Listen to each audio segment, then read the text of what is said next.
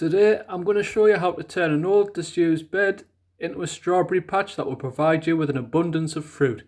Let me know in the comments if it's your first time growing. So I'm doing the first few stages back to front.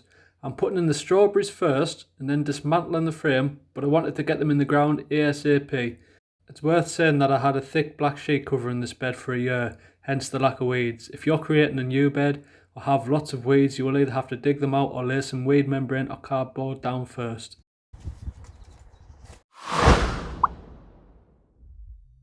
So lay out your strawberries on the ground first, still in the pots. I've gone for a mix of earlies, lates and everbearers so I can get a nice succession of fruit throughout the year. And it's nice and simple. Dig a hole and pop them in. I'm also putting a handful of my compost in the hole first. And this just gives it the best possible start.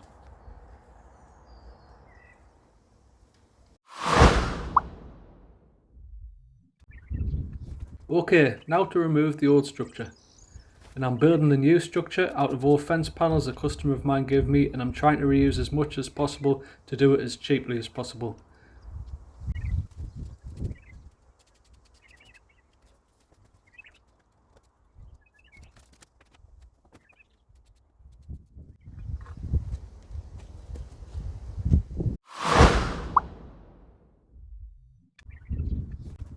So the frame and netting will do two things. It will stop the straw from blowing away in the wind, and it will also stop birds from getting to your strawberries, but more on this at the end.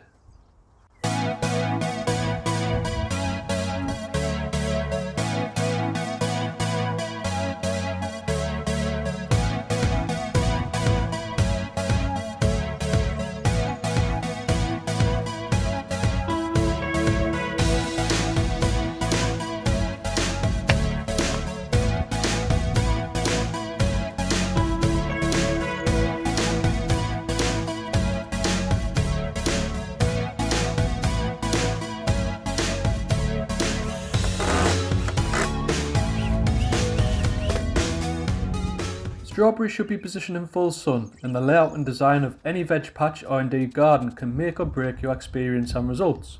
And with GardenBox 3D, you can play around with your plan, removing any guesswork. So whether you're starting from scratch or uploading your own existing garden plan, GardenBox 3D makes it incredibly easy to map out your space. Mix and match beds, paths and plants in full 3D and adjust the sizes to your liking.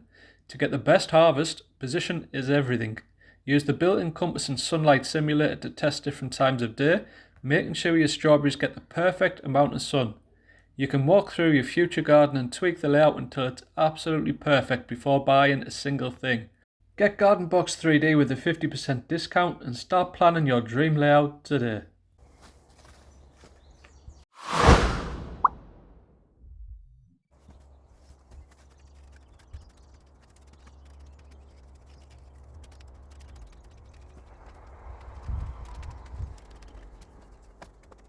One big thing to note with strawberries is that they will send off long runners. It's a strawberry's way of reproducing more strawberry plants, which can be both good and bad.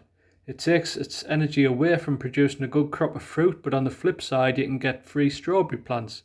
I'm snipping off all these runners this year, but next year I'll pot up 3 or 4 and then do the same the following year, so I can have a succession of healthy strawberry plants, as they can go downhill in years 3 and 4. So all I have to do is replace these plants with new ones. So if you did want to plant the runners, now this strawberry plant here is going to send off some roots, so you can either peg it in the soil and grow it in the bed, or put some soil in a little pot and grow it in there. But be sure to pin it down so it stays in the soil, and you can wait 3 or 4 weeks before snipping it from the mother plant. Right, okay, so the next step now is, once I've had a final hole, got the weeds out, is to put some straw down. Now this is barley straw. It's not hay. You want straw, and you want to put it down quite thick to stop the weeds springing up again. Ideally, you want to do this before your strawberries start to grow. I'm a little bit late here because I'm having to film in stages around my business and having 2 young kids. But we're going to get this on now, and then in a minute I'm going to tell you how to care for your strawberries.